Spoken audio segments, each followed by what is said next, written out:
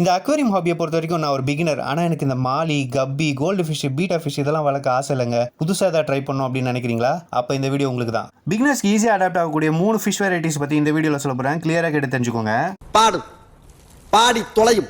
First வந்து பார்த்தீங்கன்னா tough கோராமி varieties. இதில் வந்து பார்த்தீங்கன்னா பேர்ல் கோராமி, ரெட் கோராமி, அப்புறம் வந்து பார்த்தீங்கன்னா ஹனி கோராமி. ஸோ இந்த ஃபிஷஸ்லாம் வந்து பார்த்தீங்கன்னா பிகினர்ஸ்க்கு ஈஸியாக அடாப்ட் ஆகும்.